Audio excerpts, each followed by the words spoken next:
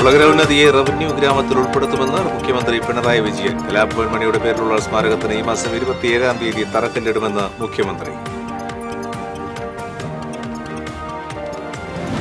ജില്ലയിലെ കോൾ കർഷകർ പ്രക്ഷോഭത്തിനൊരുങ്ങുന്നു. കർഷകർക്ക് ലഭിക്കാനുള്ള നെല്ലിന്റെ വില ഈ മാസം 31-നുള്ളിൽ കൊടുത്തു തീർത്തില്ലെങ്കിൽ ജൂൺ മാസം ആദ്യവാരത്തിൽ സമരം ആരംഭിക്കുമെന്ന് കോൾ കർഷകർ. പുതുക്കാട് ഫ്ലോർ മില്ലിലും വാണിയമ്പാറയിലെ ടീ ഷോപ്പിലും അഗ്നിബാധ. മില്ലിലുണ്ടായ തീപിടുത്തത്തിൽ ലക്ഷങ്ങളുടെ നഷ്ടം.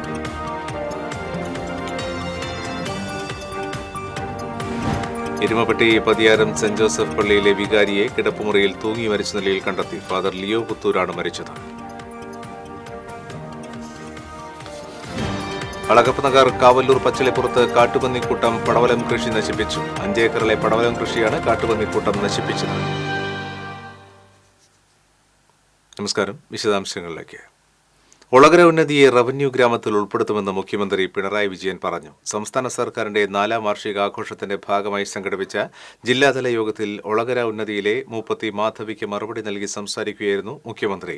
ഒളകര ഉന്നതിയിൽ കാട്ടുമരങ്ങൾ നിറഞ്ഞതിനാൽ കൃഷിക്ക് അനുയോജ്യമല്ലെന്നും അതിനാൽ കൃഷി നടത്താൻ പാകത്തിന് മരം മുറിച്ചു മാറ്റിത്തരണമെന്നും മൂപ്പത്തി മാധവി മുഖ്യമന്ത്രിയോട് ആവശ്യപ്പെട്ടു. എന്നാൽ ഹൈക്കോടതി വിധി കൂടി പരിഗണിച്ച് വേണം മരം മുറിക്കലിന്റെ നടപടികൾ സ്വീകരിക്കാനെന്ന് മുഖ്യമന്ത്രി മറുപടി നൽകി. ഒളകര ഉന്നതിയിൽ 44 കുടുംബങ്ങളാണുള്ളത്. 50 വർഷത്തോളമായി സ്വന്തമായി ഭൂമിയെന്ന ആവശ്യമുന്നയിക്കുന്ന ഒളകര ഉന്നതിയിലെ നിവാസികൾക്ക് ഈ വർഷമാണ് സർക്കാർ വനാവകാശ രേഖ കൈമാറിയത്. മലയാളിയുടെ സാംസ്കാരിക ലോകത്ത് നാടൻ പാട്ടുകളിലൂടെ ഗാനവസന്തം തീർത്ത അതുല്യ പ്രതിഭയായ കലാഭവൻ മണിയുടെ പേരിലുള്ള സ്മാരകത്തിന് ഈ മാസം 27-ാം തീയതി തറക്കല്ലിടുമെന്ന് മുഖ്യമന്ത്രി പിണറായി വിജയൻ. സർക്കാരിന്റെ വാർഷികാഘോഷങ്ങളുടെ ഭാഗമായി നടത്തിയ മുഖ്യമന്ത്രിയുടെ ജില്ലാതല യോഗത്തിൽ ചാലക്കുടിയിൽ കലാഭവൻ മണിയുടെ പേരിലുള്ള സ്മാരകം സ്ഥാപിക്കുന്നതുമായി ബന്ധപ്പെട്ട് കലാഭവൻ മണിയുടെ സഹോദരൻ ഡോക്ടർ RLV രാമകൃഷ്ണൻ ഉന്നയിച്ച ചോദ്യത്തിന് മറുപടി നൽകുകയായിരുന്നു മുഖ്യമന്ത്രി. 2016-17 സംസ്ഥാന ബജറ്റിൽ 50 ലക്ഷം രൂപയാണ് സർക്കാർ കലാഭവൻ മണിയുടെ സ്മാരകത്തിന് വേണ്ടി വകയിരുത്തിയത്. 20 സെന്റ് സ്ഥലം സ്മാരകത്തിന്റെ നിർമ്മാണത്തിന് ലഭിച്ചു. 3 കോടി രൂപയുടെ നിർമ്മാണ പദ്ധതിയാണ് നടപ്പിലാക്കുന്നത്. പദ്ധതിക്ക് കഴിഞ്ഞ ഏപ്രിൽ മാസത്തിൽ അനുമതി നൽകിയിരുന്നു. ഫോക്ലോർ അക്കാദമി വഴിയാണ് സ്മാരകത്തിന്റെ നിർമ്മാണം നടത്തുകയെന്നും മുഖ്യമന്ത്രി പറഞ്ഞു. ആർദ്ര വരച്ചു നൽകി മുഖ്യമന്ത്രിയുടെ ചിത്രം. ഇരിങ്ങാലക്കുട സ്വദേശിയായ പുല്ലരിക്കൽ വീട്ടിൽ വിനോദിന്റെ മകൾ ആർദ്രയ്ക്ക് ഇത് അച്ഛന്റെ ചികിത്സയ്ക്കായി കൂടെ നിന്ന സർക്കാരിനുള്ള നന്ദിയാണ്. തൃശൂർ കാസിനോ ഹോട്ടലിൽ നടത്തിയ ജില്ലാതല യോഗത്തിലെ പ്രത്യേക ക്ഷണിതാക്കളായിരുന്നു ആർദ്രയും കുടുംബവും. 2023-ലാണ് ആർദ്രയുടെ അച്ഛൻ വിനോദിന് കരൾ മാറ്റിവയ്ക്കൽ ശസ്ത്രക്രിയയ്ക്ക് വിധേയനാകേണ്ടി വന്നത്. വർക്ക്ഷോപ്പ് നടത്തി ജീവിതത്തിന്റെ 2 അറ്റം കൂട്ടിമുട്ടിക്കുവാൻ കഷ്ടപ്പെടുന്ന വിനോദിന്റെ ചികിത്സാ ചെലവ് ഏറെ ഭാരമായിരുന്നു. മന്ത്രി ഡോക്ടർ R ബിന്ദുവിന്റെ ഇടപെടലിൽ കേരള സാമൂഹ്യ സുരക്ഷാ മിഷനിൽ നിന്ന് 15 ലക്ഷം രൂപ നൽകി ശസ്ത്രക്രിയ വിജയകരമായി പൂർത്തീകരിച്ചു. സാമൂഹ്യനീതി വകുപ്പ് കേരള സാമൂഹ്യ സുരക്ഷാ മിഷന്റെ വി കെയർ പദ്ധതിയിൽ ഉൾപ്പെടുത്തിയാണ് ശസ്ത്രക്രിയയ്ക്ക് തുക നൽകിയത്.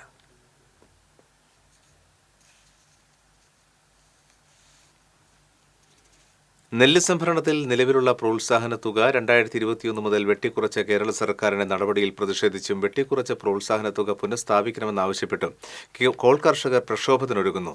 നെല്ല് സംഭരണത്തിൽ കർഷകർക്ക് ലഭിക്കാനുള്ള നെല്ലിന്റെ വില ഈ മാസം 31-നുള്ളിൽ കൊടുത്തു തീർത്തില്ലെങ്കിൽ ജൂൺ മാസം ആദ്യവാരത്തിൽ സമരം ആരംഭിക്കുവാനും തീരുമാനിച്ചു. ഏനമാവ് റെഗുലേറ്ററിന്റെ ഷട്ടർ മാറ്റി സ്ഥാപിക്കുന്ന പണിയുടെ ടെൻഡറിൽ ചില കരാറുകാർക്ക് ഒത്താശ ചെയ്തു കൊടുത്ത് തർക്കം സുപ്രീംകോടതിയിലെത്തിച്ച ഇറിഗേഷൻ വകുപ്പിന്റെ നടപടിയിൽ യോഗം പ്രതിഷേധിച്ചു. റീബിൽഡ് കേരളയിൽ സബ്മേഴ്സിബിൾ പമ്പ് സ്ഥാപിക്കുന്ന പണിയിൽ കരാർ വ്യവസ്ഥ പാലിക്കാത്ത കരാറുകാരന് സഹായം നൽകുന്ന നിലപാടാണ് സർക്കാർ സ്വീകരിക്കുന്നതെന്നും യോഗം വിലയിരുത്തി. മുരളി പെരുന്നെല്ലി MLA യോഗത്തിൽ അധ്യക്ഷത വഹിച്ചു. KK കൊച്ചു മുഹമ്മദ്, NS അയ്യൂബ്, ഗോപി കൊളങ്ങാട്ട് തുടങ്ങിയവർ പങ്കെടുത്തു. പുതുക്കാട് ഫ്ലോർ മിൽ കത്തി നശിച്ചു. പുതുക്കാട് സ്വദേശി താഴത്ത് രാജന്റെ ഉടമസ്ഥയിലുള്ള റോയൽസ് ഫ്ലോർ മില്ലിലാണ് തീപിടുത്തമുണ്ടായത്. 2 നിലകളിലുള്ള കെട്ടിടത്തിൽ തീ ആളിപ്പടർന്നു. യന്ത്രസാമഗ്രികളും മില്ലിൽ സൂക്ഷിച്ചിരുന്ന വസ്തുക്കളും കത്തിനശിച്ചു. ലക്ഷങ്ങളുടെ നഷ്ടം കണക്കാക്കുന്നു. മില്ലിന്റെ പുറകുവശത്ത് വെച്ചിരുന്ന 2 ഗ്യാസ് സിലിണ്ടറുകളിലേക്ക് തീ പടരാതിരുന്നത് വലിയ അപകടം ഒഴിവാക്കി. ഷോർട്ട് സർക്യൂട്ടാണ് തീപിടുത്തത്തിന് കാരണമെന്ന് കരുതുന്നു. സമീപത്തെ വീട്ടുകാരാണ് തീ പടരുന്നത് ആദ്യം കണ്ടത്. ഉടൻ തന്നെ ഫയർഫോഴ്സിനെ വിവരം അറിയിക്കുകയായിരുന്നു. പുതുക്കാട് ഫയർഫോഴ്സിലെ senior fire and rescue officer TG ജയകുമാറിന്റെ നേതൃത്വത്തിൽ പുതുക്കാട്, ചാലക്കുടി എന്നിവിടങ്ങളിൽ നിന്നെത്തിയ 2 യൂണിറ്റ് ഫോഴ്സ് 1.5 മണിക്കൂർ പ്രയത്നിച്ചാണ് തീയണച്ചത്. വാണിയമ്പാറയിൽ കടയിൽ അഗ്നിബാധ. ഹാപ്പി ചിപ്സ് എന്ന ടീ ഷോപ്പിലാണ് തീപിടിച്ചത്. രാവിലെ 10:30യോടെയായിരുന്നു സംഭവം. പാലക്കാട് ഭാഗത്തേക്ക് പോകുകയായിരുന്ന വെയിൽ ഇന്ത്യ ലിമിറ്റഡിന്റെ ഫയർ യൂണിറ്റാണ് തീയണച്ചത്. തൃശൂരിൽ നിന്നും വടക്കാഞ്ചേരിയിൽ നിന്നുമാണ് ഫയർഫോഴ്സ് യൂണിറ്റ് എത്തിയിരുന്നത്.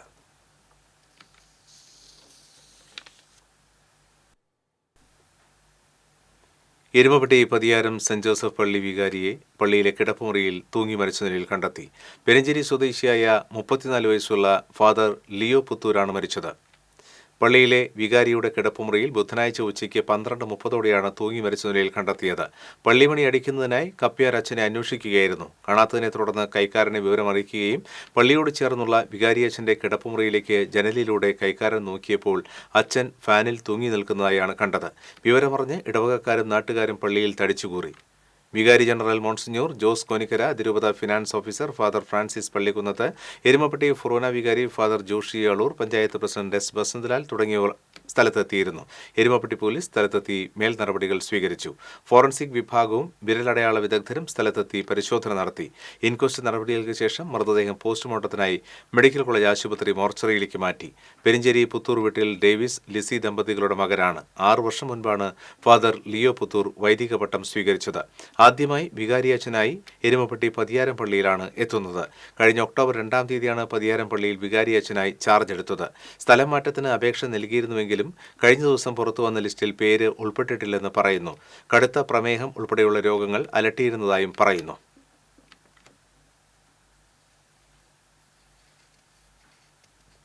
അളഗപ്പനഗർ പഞ്ചായത്തിലെ കാവലൂർ പച്ചളിപ്പുറത്ത് കാട്ടുപന്നിക്കൂട്ടമിറങ്ങി 5 ഏക്കറോളം പടവലം കൃഷി നശിപ്പിച്ചു. കർഷകനായ കുഴുപ്പള്ളി രവിയുടെ തോട്ടത്തിലാണ് കാട്ടുപന്നികൾ ഇറങ്ങിയത്.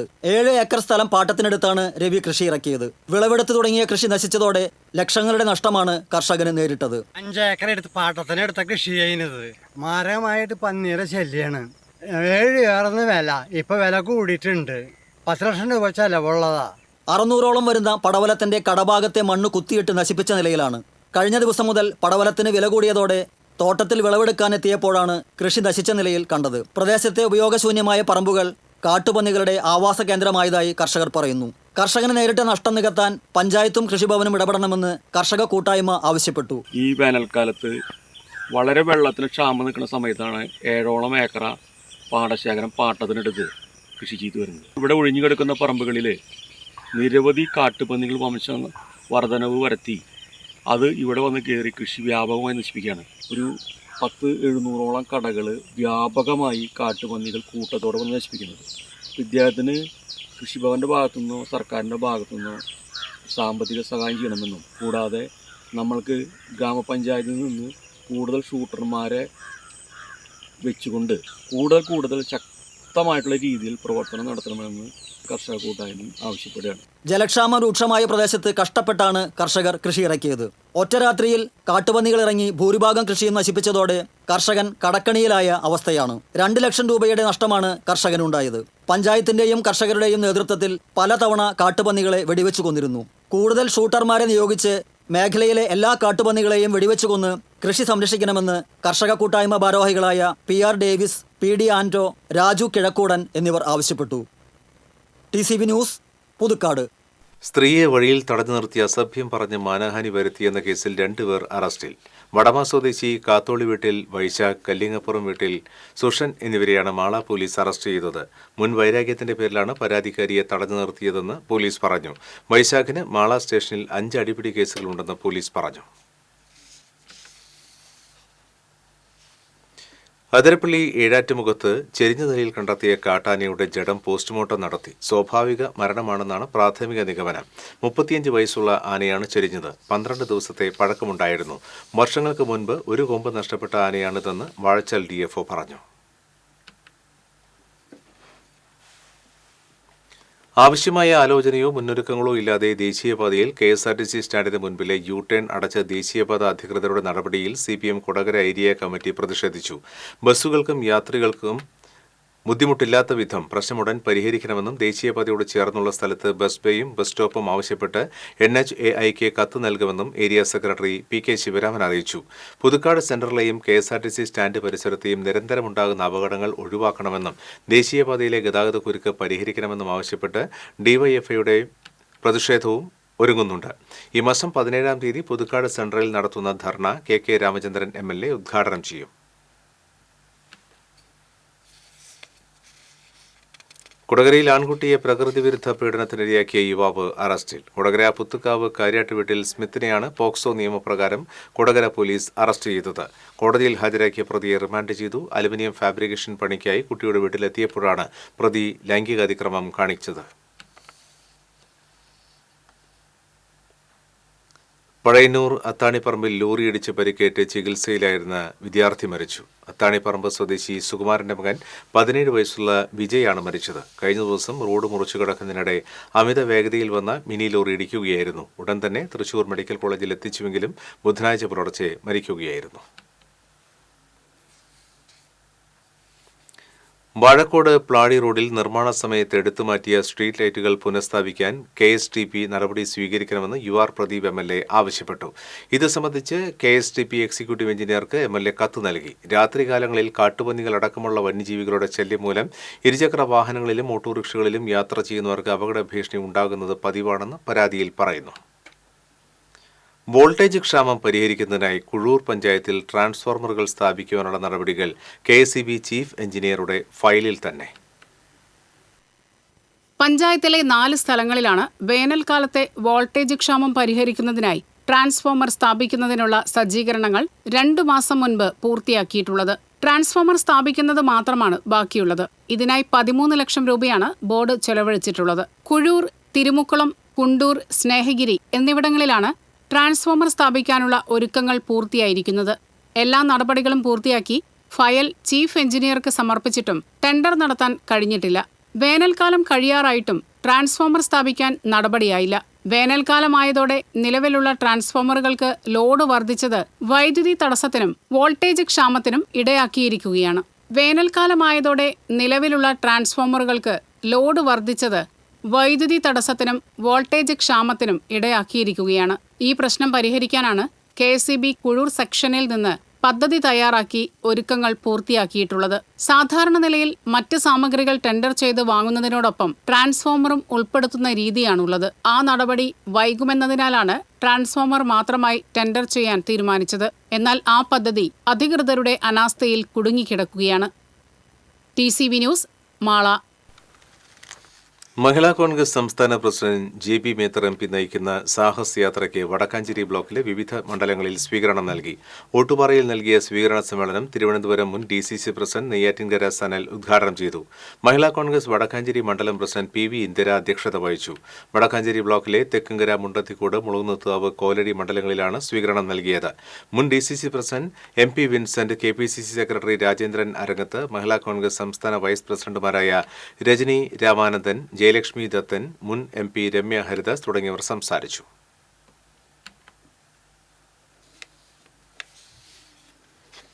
ഡോക്ടർ സുകുമാർ അഴീക്കോട് ജന്മശതാബ്ദി ആഘോഷ പരിപാടികൾക്ക് തൃശൂരിൽ തുടക്കമായി. ജില്ലാ പൗരാവലിയുടെ നേതൃത്വത്തിൽ സംഘടിപ്പിച്ച ജന്മശതാബ്ദി ആഘോഷം ചലച്ചിത്രതാരം ജയരാജ് വാര്യർ ഉദ്ഘാടനം ചെയ്തു.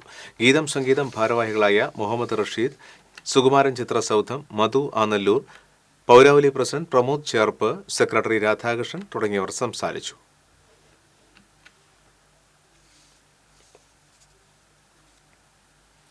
മറ്റത്തൂർ ഇറിഗേഷൻ കനാലിന്റെ ഭാഗമായുള്ള ഭൂഗർഭ ടണലിന് സമീപം കനാൽ ബണ്ട് ഇടിഞ്ഞ് വൻ ഗർത്തങ്ങൾ രൂപപ്പെട്ടത് അപകട ഭീഷണിയായി. 10-ാം വാർഡിലുള്ള മോനടി പ്രദേശത്താണ് കനാൽ ബണ്ടിൽ വലിയ ഗർത്തങ്ങൾ രൂപപ്പെട്ടിട്ടുള്ളത്. ചാലക്കുടി ഇറിഗേഷൻ പദ്ധതിക്കു കീഴിലെ വലതുകര മെയിൻ കനാലിൽ നിന്ന് പുറപ്പെടുന്നതാണ് മറ്റത്തൂർ ബ്രാഞ്ച് കനാൽ. കോടശ്ശേരി പഞ്ചായത്തിലെ മാരാങ്കോട് നിന്ന് ആരംഭിച്ച് മറ്റത്തൂർ പറപ്പൂക്കര പഞ്ചായത്തുകളുടെ അതിർത്തിയിലുള്ള ചോങ്കുളത്തിൽ അവസാനിക്കുന്ന മറ്റത്തൂർ ഇറിഗേഷൻ കനാലിന് 19 കിലോമീറ്ററോളം നീളമുണ്ട്. 1956-ലാണ് കനാൽ നിർമ്മിക്കപ്പെട്ടത്. കോടശ്ശേരി മലയുടെ താഴ്വാരത്തുകൂടി ഒഴുകുന്ന കനാലിലേക്ക് മഴക്കാലത്ത് മലയിൽ നിന്ന് കുത്തിയൊലിച്ചെത്തുന്ന മണ്ണും ചെളിയും പതിക്കാതിരിക്കാൻ പല ഭാഗങ്ങളിലായി ഭൂഗർഭ ടണലുകൾ നിർമ്മിച്ചിട്ടുണ്ട്. മലയിൽ നിന്നുള്ള വെള്ളം കനാലിന്റെ അടിയിലൂടെ ഒഴുകി വെള്ളിക്കുളം വലിയ തോട്ടിൽ ചെന്നു ചേരുന്ന വിധത്തിലാണ് ഈ ടണലുകൾ നിർമ്മിച്ചിട്ടുള്ളത്. മോനോടിയിൽ നിർമ്മിച്ചിട്ടുള്ള ടണലിനു സമീപത്താണ് കനാലിന്റെ ഇരുബണ്ടുകളിലുമായി മണ്ണിടിഞ്ഞ് ഗർത്തങ്ങൾ രൂപപ്പെട്ടിട്ടുള്ളത്. കനാലിൽ പൂർണ്ണതോതിൽ വെള്ളം തുറന്നുവിടുമ്പോൾ ബണ്ടിൽ രൂപപ്പെട്ടിട്ടുള്ള വിള്ളലുകൾ വഴി വെള്ളം ചോർന്നൊഴുകി ഭൂഗർഭ ടണലിൽ എത്തുകയാണ്. ഇതുമൂലം മഴക്കാലത്ത് മാത്രം വെള്ളം ഒഴുക്കേണ്ട അണ്ടർ ടണലിലൂടെ കൊടിയ വേനലിലും കനാൽ വെള്ളം ഒഴുകി നഷ്ടപ്പെടുകയാണ്. കനാൽ വെള്ളം നഷ്ടമാകുന്നതിലുപരി മണ്ണിടിഞ്ഞ് ഗർത്തങ്ങൾ രൂപപ്പെട്ടത് ബണ്ട് റോഡിലൂടെയുള്ള യാത്രാപകടം നിറഞ്ഞതാകുന്നു. ഇവിടുത്തെ ഈ യൂട്ടി വളരെ അപകടാവസ്ഥയിലാണ്. ഇതിലെ കുട്ടികൾ നടന്നു പോയാലോ അല്ലെങ്കിൽ ഒരു ബൈക്ക് കൊണ്ടുപോയാലോ 2 സൈഡ് ബണ്ടും ഇടിഞ്ഞു പോയി എപ്പോഴെങ്കിലും അതിലേക്ക് ആളുകൾ പോകാവുന്ന ഒരവസ്ഥയിൽ നിലനിൽക്കുന്നുണ്ട്. ഇതിനൊരു ശാശ്വത പരിഹാരം ഉണ്ടാക്കണം. ഭാരവാഹനങ്ങൾ ഇതുവഴി വന്നാൽ ബണ്ടിടിഞ്ഞ് കനാലിലേക്ക് മറിയാൻ സാധ്യതയുള്ളതായി പ്രദേശവാസികൾ പറഞ്ഞു. അപകട സൂചന നൽകാനായി ബണ്ടിടിഞ്ഞ ഭാഗത്ത് ചുവന്ന തുണി നാട്ടിയിരിക്കുകയാണ് നാട്ടുകാർ. അപകടം സംഭവിക്കുന്നതിന് മുൻപ് കനാൽ ബണ്ടിന്റെ ദുർബലാവസ്ഥയും വെള്ളം ചോർന്നൊഴുകുന്നതും പരിഹരിക്കാൻ അടിയന്തര നടപടി ഉണ്ടാകണമെന്നാണ് ആവശ്യമുയരുന്നത്. TCV കൊടകര. കൂടൽമാണിക്യം തിരുവുത്സവത്തിന്റെ 6ാം ഉത്സവം ആഘോഷിക്കുന്നു. ഉത്സവത്തിന്റെ ഭാഗമായി രാവിലെ ശിവേലി എഴുന്നള്ളിപ്പ് നടന്നു. 17 ഗജവീരന്മാർ അണിനിരുന്ന ശിവേലിയിൽ കൊമ്പൻ ബാസ്റ്റിൻ, വിനയ് സുന്ദർ, സംഗമേശന്റെ തിടമ്പേറ്റി. പെരുവനം സതീശന്മാരുടെ പ്രമാണത്തിലായിരുന്നു 100ഓളം കലാകാരന്മാർ അണിനിരുന്നത്. ഉത്സവം അവസാന നാളുകളിലേക്ക് കടന്നതോടെ ക്ഷേത്രോത്സവത്തിന് അഭൂതപൂർവമായ തിരക്കാണ് അനുഭവപ്പെടുന്നത്. ക്ഷേത്രോത്സവത്തിന്റെ അവസാന വിളക്കാഘോഷമായ വലിയ വിളക്ക് വെള്ളിയാഴ്ച ആഘോഷിക്കും.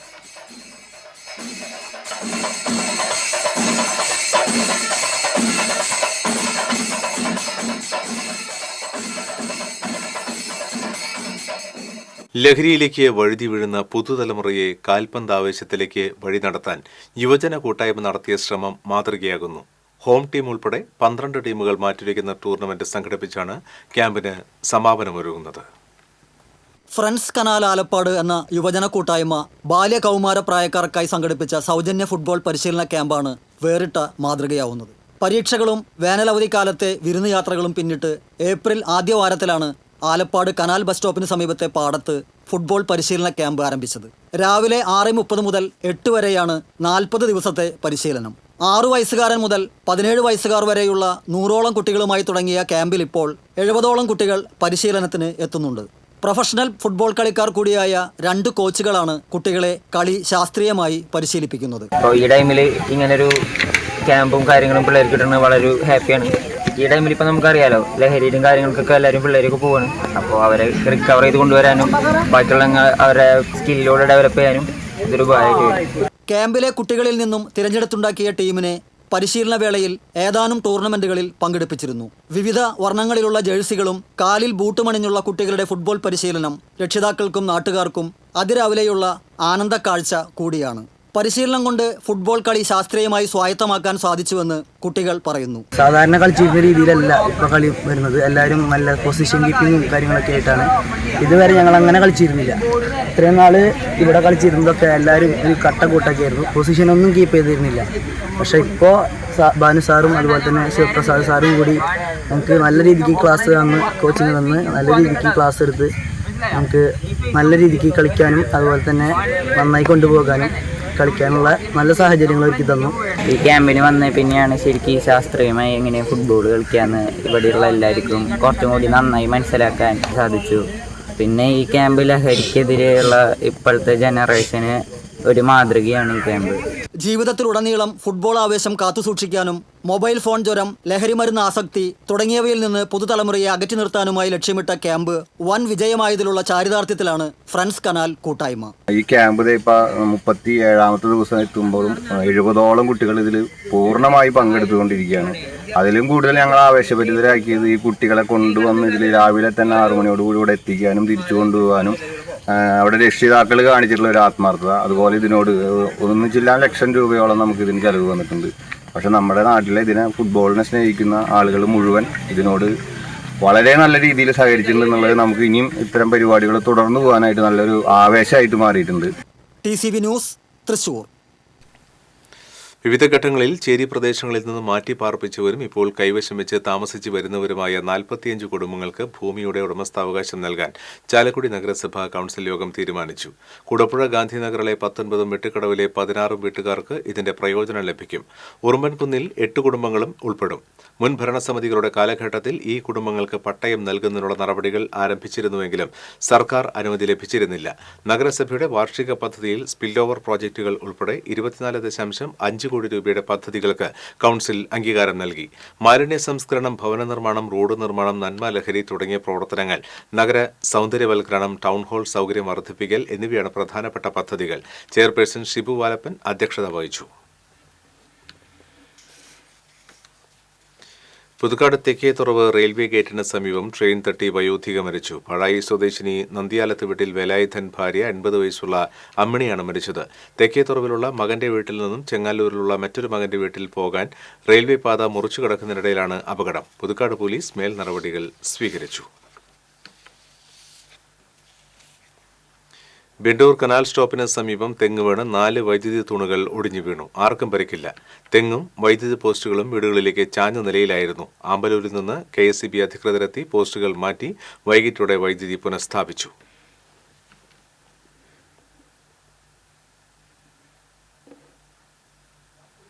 നാട്ടിക പഞ്ചായത്ത് SC ജനറൽ വിഭാഗങ്ങൾക്കുള്ള കട്ടിൽ വിതരണം ചെയ്തു. പഞ്ചായത്ത് പ്രസിഡന്റ് MR ദിനേശൻ ഉദ്ഘാടനം ചെയ്തു. വൈസ് പ്രസിഡന്റ് രജനി ബാബു അധ്യക്ഷയായി. അംഗങ്ങളായ Sridevi Madhavan, KK Santhosh, Suresh ഇയാനി, P Vinu, Nikhita, P Radhakrishnan തുടങ്ങിയവർ സംസാരിച്ചു.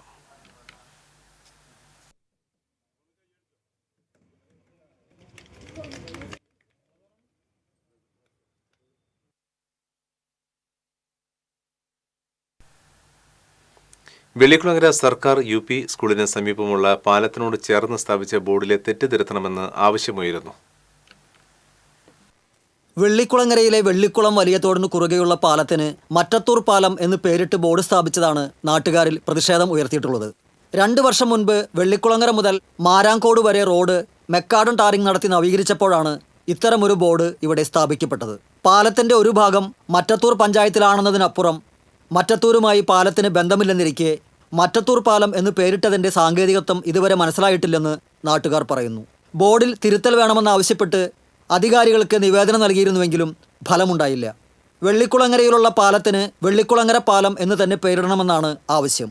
പാലം മറ്റത്തൂരിലല്ല വെള്ളിക്കുളങ്ങരയിലാണെന്ന് അധികൃതരെ എങ്ങനെ പറഞ്ഞു മനസ്സിലാക്കുമെന്നറിയാതെ വിഷമിക്കുകയാണ് വെള്ളിക്കുളങ്ങരക്കാർ.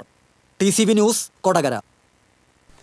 കടപ്പുറം പഞ്ചായത്തിലെ ഹരിതകർമ്മ സേനാംഗങ്ങൾക്ക് യൂണിഫോമുകൾ വിതരണം ചെയ്തു. പഞ്ചായത്തിന്റെ ജനകീയാസൂത്രണ പദ്ധതിയിൽ ഉൾപ്പെടുത്തി 2 യൂണിഫോമുകളാണ് വിതരണം ചെയ്തത്. 32 പേരാണ് പഞ്ചായത്തിന് കീഴിൽ ഹരിതകർമ്മ സേനാംഗങ്ങളായി പ്രവർത്തിക്കുന്നത്. യൂണിഫോം വിതരണത്തിന്റെ ഉദ്ഘാടനം പഞ്ചായത്ത് പ്രസിഡന്റ് സാലിഹ ഷൌക്കത്ത് നിർവഹിച്ചു. വൈസ് പ്രസിഡന്റ് കാഞ്ചന മൂക്കൻ അധ്യക്ഷത വഹിച്ചു. പഞ്ചായത്ത് ഡിജിറ്റൽ ഹാളിൽ നടന്ന പരിപാടിയിൽ കമ്മിറ്റി ചെയർപേഴ്സൺ ശുഭ ജയൻ, മെമ്പർമാരായ AV അബ്ദുൽ ഗഫൂർ, സമീറ ഷെരീഫ്, റാഹില വഹാബ്, മുഹമ്മദ് നാസിഫ് തുടങ്ങിയവർ പങ്കെടുത്തു. ആകാശപ്രൗഢിയുടെ മേലങ്കിയിൽ അത്ഭുതം പടർത്തുന്ന പറമ്പിക്കുളത്തെ തേക്ക് മുത്തശ്ശിയെ കാണാൻ ഇപ്പോഴും വൻ തിരക്ക്. പറമ്പിക്കുളത്തെത്തുന്ന വിനോദസഞ്ചാരികൾ പ്രധാനമായും ആസ്വദിക്കുന്നത് ഏഷ്യയിലെ ഏറ്റവും ഉയരമുള്ള ഈ കന്നിമാരത്തേക്കിനെ. മരം നിൽക്കുന്ന തറയിൽ ഇരുന്നും മനുഷ്യച്ചങ്ങല തീർത്ത് ഇതിന്റെ അളവെടുത്തുമുള്ള ആളുകളുടെ വിനോദത്തിനും ഇന്നും തെല്ലും കുറവില്ല. 39.93 മീറ്റർ ഉയരവും 7.1 മീറ്റർ വണ്ണവുമുള്ള കന്നിമാരത്തേക്കിനെ 1995 കേന്ദ്ര സർക്കാർ മഹാവൃക്ഷ പുരസ്കാരം നൽകി ആദരിച്ചു. 465 വർഷം പഴക്കമുണ്ടെന്നാണ് പൊതുവെയുള്ള വിലയിരുത്തൽ. എന്നാൽ 600-നും 650-നും ഇടയിൽ പ്രായമുണ്ടെന്ന വാദവും നിലനിൽക്കുന്നു. പറമ്പിക്കുളം കടുവാ സങ്കേതത്തിൽ നിലകൊള്ളുന്ന ഇതിനെ പ്രാചീന ഗോത്ര വിഭാഗങ്ങൾ ആരാധിച്ചിരുന്നതായും പറയുന്നു. കൊച്ചി രാജാക്കന്മാരുടെ ഭരണകാലത്ത് രാജ്യത്തിന്റെ പ്രധാന വരുമാന സ്രോതസ്സായിരുന്നു പറമ്പിക്കുളം വനമേഖല. കുരുമുളകിൽ മാത്രം ഒതുങ്ങി നിൽക്കാൻ തയ്യാറാകാതിരുന്ന ഇംഗ്ലീഷ് പ്രഭുക്കന്മാർക്ക് കൊച്ചി രാജാവ് ചൂണ്ടിക്കാട്ടിയ വനസമ്പത്ത് നന്നേ ബോധിച്ചു. തുടർന്നാണ് എക്കാലത്തെയും അത്ഭുത പ്രതിഭാസമായിരുന്ന ട്രാംവേ തീവണ്ടിപ്പാതയുടെ നിർമ്മാണവും പ്രവർത്തനവും. ഇതുവഴി പൊന്നിൻ വിലയുള്ള ആയിരക്കണക്കിന് മരങ്ങൾ മുറിച്ചു കടത്തിയെന്നാണ് ചരിത്രം.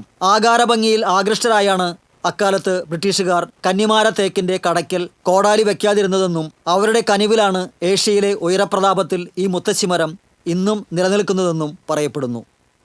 TCB news, Chalakudy. പുനർനിർമ്മാണം നടത്തിയ ഒരുമനിയൂർ വക്കീൽ ഗ്രാമം റോഡിന്റെ ഉദ്ഘാടനം നടന്നു. പഞ്ചായത്ത് പ്രസിഡന്റ് വിജിത സന്തോഷ് ഉദ്ഘാടനം ചെയ്തു.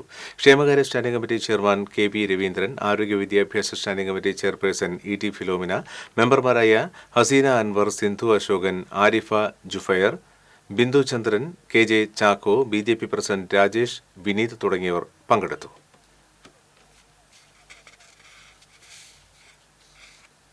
കക്കത്തട്ടിൽ ജോലി ചെയ്ത് ജീവനമാർഗം കണ്ടെത്തുന്ന MRM സ്കൂളിലെ +2 വിദ്യാർത്ഥി യദുകൃഷ്ണന് സ്വന്തമായി വീടും സ്ഥലവും നിർമ്മിച്ചു കൊടുക്കുന്നതിനുള്ള ഫണ്ട് ശേഖരണാർത്ഥം MRM സ്കൂളിൽ ബിരിയാണി ചാലഞ്ച് സംഘടിപ്പിച്ചു.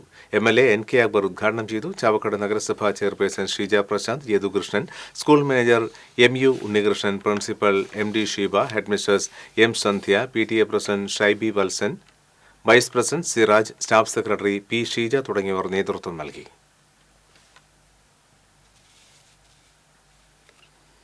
പഞ്ചകർമ്മ തെറാപ്പിയും OP വിഭാഗവും ഉൾപ്പെടുത്തി അടുത്ത മാസം ചാലക്കുടിയിൽ ആയുഷ് ഇന്റഗ്രേറ്റഡ് ആശുപത്രി പ്രവർത്തനം ആരംഭിക്കും. കേന്ദ്ര സർക്കാരിന്റെ ആയുഷ് വകുപ്പിൽ നിന്നും 10 കോടി രൂപ വിനിയോഗിച്ചാണ് 4 നിലകളിലുള്ള ആശുപത്രിയുടെ നിർമ്മാണം. ആയുർവേദത്തിന് പുറമെ സിദ്ധ, യുനാനി ചികിത്സകളും ഉണ്ടാകും.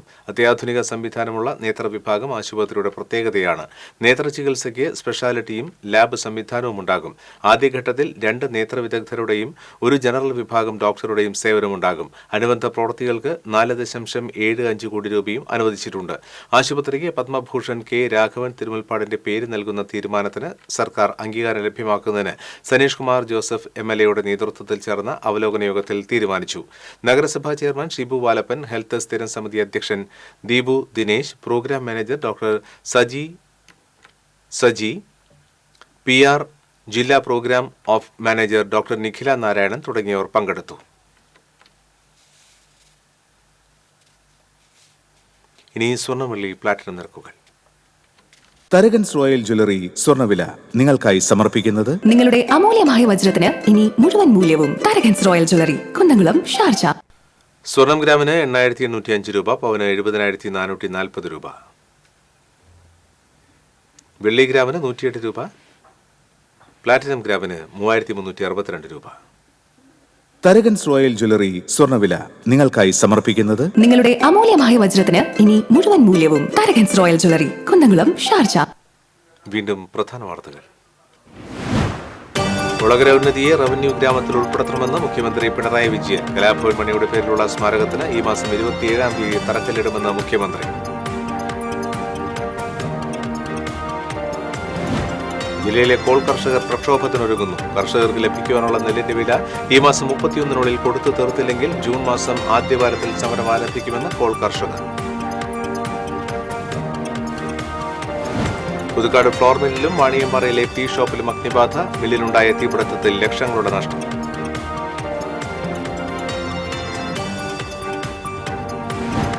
എരുമപ്പെട്ടി പതിയാരം സെന്റ് ജോസഫ് പള്ളിയിലെ വികാരിയെ കിടപ്പുമുറിയിൽ തൂങ്ങി മരിച്ച നിലയിൽ കണ്ടെത്തി. ഫാദർ ലിയോ പുത്തൂരാണ് മരിച്ചത്. അളക്കപ്പനഗർ കാവല്ലൂർ പച്ചളിപ്പുറത്ത് കാട്ടുപന്നിക്കൂട്ടം പടവലം കൃഷി നശിപ്പിച്ചു. 5 ഏക്കറിലെ പടവലം കൃഷിയാണ് കാട്ടുപന്നിക്കൂട്ടം നശിപ്പിച്ചത്. ഇതോടെ ബുള്ളറ്റിൻ പൂർണ്ണമാകുന്നു. നമസ്കാരം.